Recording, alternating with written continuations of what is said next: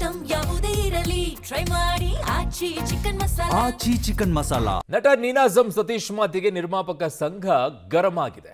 ಯಾಕೆ? ಅಯೋಗ್ಯ 2 ಚಿತ್ರದ ಹಾಡು ಬಿಡುಗಡೆ ವೇಳೆ ನಟ ಮಾತನಾಡಿದ್ರು. ಮಾತಿನ ಭರದಲ್ಲಿ ಸಿನಿಮಾ ಸೋಲುತ್ತೆ ಅನ್ನೋದು ಗೊತ್ತಾಗಿದ್ದಾಗ ಸಿನಿಮಾ ಯಾಕ್ರಿ ನಿರ್ಮಾಣ ಮಾಡ್ತೀರಾ ಅಂತ ಅದಿದ್ರು. ಸೊ ಈ ವಿಚಾರದಲ್ಲಿ ಈಗ ನಿರ್ಮಾಪಕರ ಸಂಘ ಗರಂ ಆಗುತ್ತೆ. ಮಧ್ಯಾಹ್ನ 12:30ಕ್ಕೆ ಮಹತ್ವದ ಸಭೆ ಬೇರೆ ಅಂತ ಇವತ್ತು. ನಿರ್ಮಾಪಕರಿಗೆ ಶಿಕ್ಷಣದ ಅವಶ್ಯಕತೆ ಇದೆ. ಸಿನಿಮಾಗೆ ಕೇವಲ ಹಣ ಹಾಕುವುದು ಮುಖ್ಯ ಅಲ್ಲ, ಶಿಕ್ಷಣ ಪಡೆದು ಸಿನಿಮಾ ಮಾಡಿ ಅಂತ ನೀನಾಜಂ ಸತೀಶ್ ಅವರು ಹೇಳಿದರು. ಸೊ ಅದಕ್ಕೆ ನಿರ್ಮಾಪಕರ ಸಂಘ ಈಗ ಗರಂ ಆಗಿದೆ. ನಟ ನೀನಾಜಂ ಸತೀಶ್ ಮಾತಿಗೆ ನಿರ್ಮಾಪಕರ ಸಂಘ ಗರಂ ಆಗಿ ಮಧ್ಯಾಹ್ನ 12:30ಕ್ಕೆ ಒಂದು ಸಭೆ ಕೂಡ ಮಾಡಲಿದ್ದಾರೆ. ಎಲ್ಲ ಬಂದ್ ಕೂತ್ಕೊಂಡು ಮೀಡಿಯಾ ಮುಂದ್ಗಡೆ ನಾನು ಸಿನಿಮಾ ಸೋಲ್ತು, ನಂದು ಅಷ್ಟು ಆಯ್ತು, ಸಿನಿಮಾ ಮಾಡಬೇಡಿ ಅಂತ ಹೇಳ್ತಾ ಇದ್ರೆ ಗೆಲ್ತಾ ಇರೋ ಸಿನಿಮಾಗಳು ಇದೆ ತಾನೆ. ನಾನು ಗೆದ್ದಿದ್ದೀನಿ, ಇಷ್ಟು ದುಡ್ಡು ಮಾಡಿ ಇನ್ನೊಂದು ಇಷ್ಟು ಸಿನಿಮಾ ಮಾಡ್ರಪ್ಪ ಅಂತ ಹೇಳ್ಬೇಕು ತಾನೆ.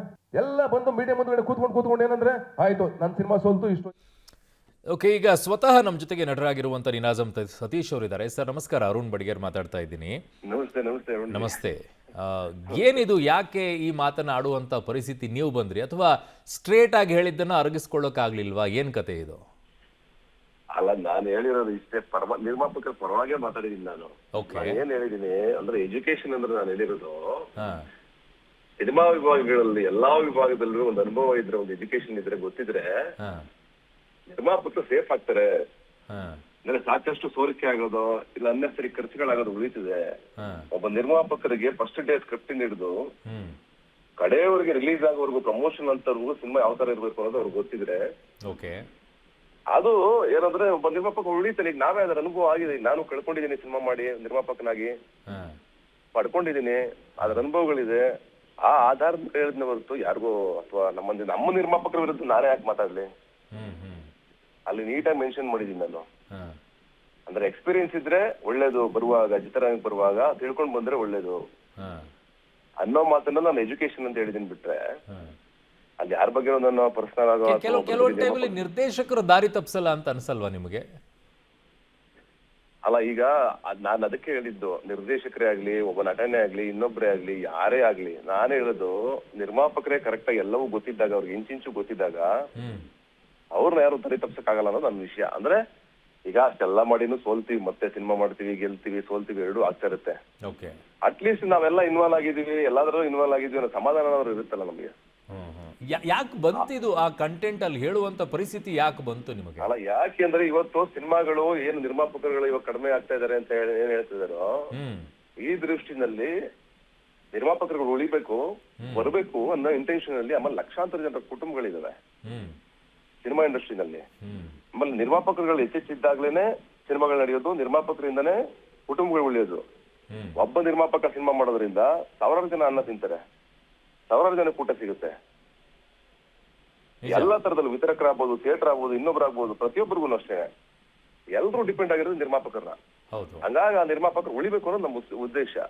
ಆ ಉದ್ದೇಶದಲ್ಲಿ, ಆ ಇಂಟೆನ್ಷನ್ ಅಲ್ಲಿ ನಾನು ಹೇಳಿರೋದೇನೆಂದ್ರೆ, ಹೌದು ನಿರ್ಮಾಪಕರುಗಳು ಬರ್ಬೇಕಾದ್ರೆ ಹೊಸದಾಗಿ ಏನೋ ಅವ್ರಿಗೆ ಒಂದು ಎಲ್ಲಾ ತಿಳುವಳಿಕೆ ಇದ್ರೆ ಒಳ್ಳೇದು ಅನ್ನೋ ತರದಲ್ಲಿ ನಾನು ಎಜುಕೇಶನ್ ಅಂತ ಹೇಳಿದೀನಿ. ಅದನ್ನ ನಾನು ಈ ಸ್ಕೂಲಲ್ಲಿ ಓದಿರೋದ್ರ ಬಗ್ಗೆ ಮಾತಾಡಿಲ್ಲ, ಯಾಕಂದ್ರೆ ನಾನು ಓದಿರೋದೇ SLC. ಆ ಅರ್ಥದಲ್ಲಿ ತಗೊಂಡಿದ್ದಾರೆ ಅದನ್ನ. ಅಂದ್ರೆ ಈ ತರ ಮಾತಾಡಿದಾರೆ ಅಂತ ಮಿಸ್ಅಂಡರ್ಸ್ಟ್ಯಾಂಡಿಂಗ್ ಆಗಿದೆ. ಅವ್ರಿಗೆ ಕನ್ವೆ ಮಾಡೋ ಕೆಲಸವನ್ನು ಮಾಡ್ತೀರಾ? ಅಫ್ಕೋರ್ಸ್ ಮಾಡ್ತೀನಿ. ನಾನು ಆಲ್ರೆಡಿ ಅದಕ್ಕೆ ಕ್ಷಮೆ ಕೇಳಿ ಒಂದು ವಿಡಿಯೋನ ಹಾಕಿದ್ದೀನಿ.